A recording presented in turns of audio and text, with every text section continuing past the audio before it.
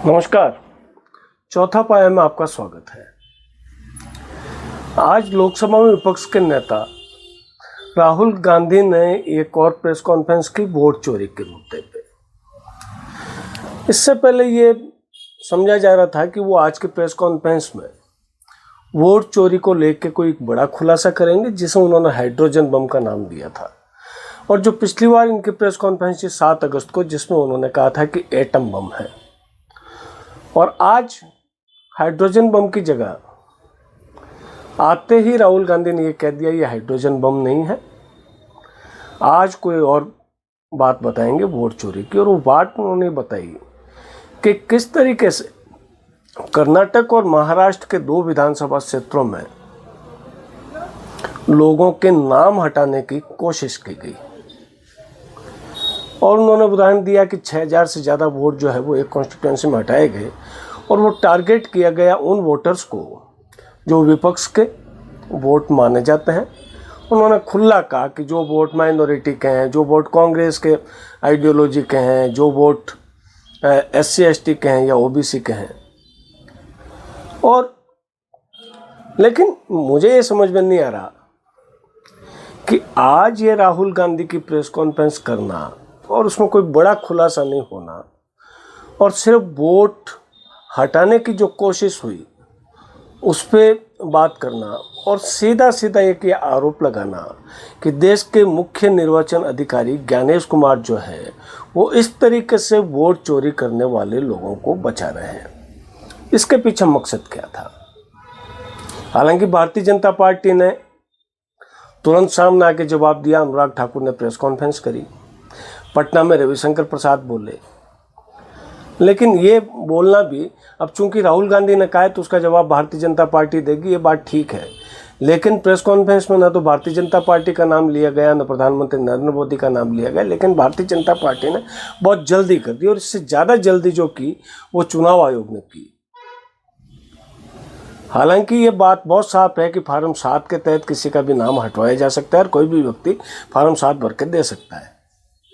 उसका ऑफलाइन और ऑनलाइन दोनों तरीके से नाम हटते हैं, और चुनाव आयोग ने भी यही कहा कि ऑनलाइन इस तरीके से नाम नहीं हट सकता जिस तरीके से राहुल गांधी ने कहा है। लेकिन जो राहुल गांधी ने जो कहा है वो एक सिस्टम की कमी तो है, इसे तो मानना पड़ेगा। तो बेटर यह होता कि इधर प्रेस कॉन्फ्रेंस खत्म हुई, उधर इलेक्शन कमीशन का जवाब आ गया कि आरोप निराधार है। पिछली प्रेस कॉन्फ्रेंस में भी यही कहा था, लेकिन जब हल्ला मचा तो चुनाव आयोग को आके प्रेस कॉन्फ्रेंस करनी पड़ी और उसमें अपनी बात करनी पड़ी। आज अगर राहुल गांधी ये सवाल उठाते हैं कि साहब ये इस तरीके से जो वोट हटाए गए, डिलीट किए गए, और जो वोट डिलीट किए गए उसको लेके कर्नाटक की CID कोई जांच कर रही है, और पिछले 18 महीने से उसने 18 चिट्ठियां चुनाव आयोग को लिखी, लेकिन चुनाव आयोग ने कोई जवाब नहीं दिया। उन्होंने एक और सनसनीखेज खुलासा ये किया कि जो कर्नाटक राज्य चुनाव आयोग है उसने भी चुनाव आयोग को कहा है कि इसका जवाब दे दीजिए। अब कितने सच्चाई है कितने नहीं है ये राहुल गांधी कह रहे हैं। तो बेहतर ये होता कि चुनाव आयोग सामने तुरंत आने की बजाय ये कहता कि हम इसकी जांच करेंगे। और चुनाव आयोग ने अगर फ़ोन नंबर दिए हैं तो IP एड्रेस भी ऑब्वियसली दिया होगा, और राहुल गांधी ये कह रहे हैं कि नहीं दिया, और ये CID मांग रही है कि IP एड्रेस दीजिए, फ़ोन डिटेल दीजिए, और जो OTP का जो मैकेनिज्म है वो दीजिए। और जिस अंदाज में पिछली बार मुख्य निर्वाचन आयोग ने राहुल गांधी को ये चैलेंज किया था कि 7 दिन में माफ़ी मांगे, उसी अंदाज में आज राहुल गांधी ने मुख्य निर्वाचन अधिकारी को कह दिया कि अगर आपने 7 दिन में कर्नाटक के CID को ये मांगी हुई जानकारियां नहीं दी तो माना जाएगा कि आप जो है वो वोट चोरों को बचा रहे हैं।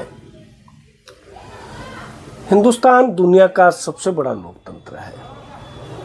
माना कि कई बातों में चुनाव आयोग को पे उंगली उड़ती रही है, लेकिन चुनाव आयोग देश की एक संवैधानिक संस्था है।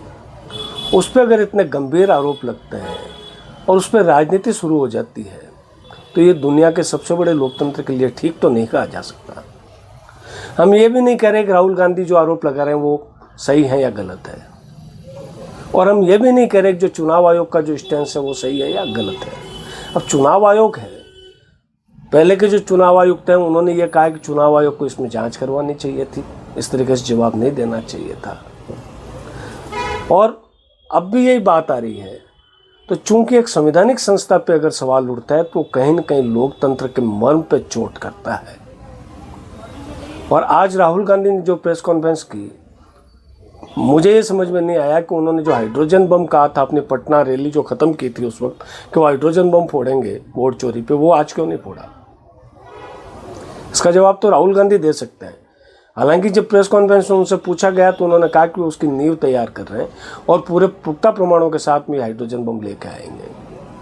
लेकिन वो हाइड्रोजन बम क्या होगा? तो एक ही बात समझ में आती है, या तो जो राहुल गांधी की आज की ये प्रेस कॉन्फ्रेंस थी वो एक ड्राई रन थी। ड्राई रन उसको कहते हैं कि अगर कोई चीज़ अगर आपको करनी है तो उसको एक बार थोड़ा सा करके देखो उस पर क्या क्रिया और प्रतिक्रिया होती है।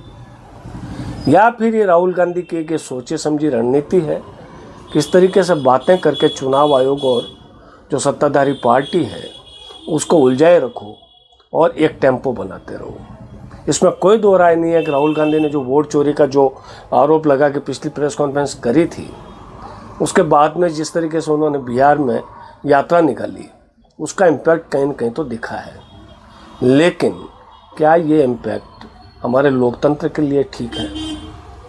वोट चोरी की बात हम हमेशा सुनते आए हैं कि जब भी चुनाव होते हैं कि फला क्षेत्र के इतने हज़ार वोट गायब हो गए, वोटर लिस्ट में नाम ही नहीं है, और कई वोटर जो है वो वोट पोलिंग बूथ से वापस भी लौटते हैं। तो ये कि जो है वो सिस्टम की खामी है। इस सिस्टम की खामी को कैसे दूर किया जाए, राहुल गांधी को इसको भी साथ में बताना चाहिए।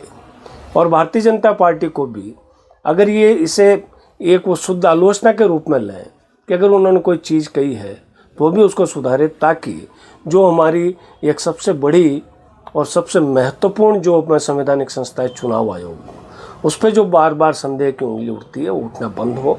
और चुनाव आयोग को भी बहुत संजीदगी के साथ में और बहुत सजगता के साथ में इन आरोपों की जांच करके सामने आना चाहिए।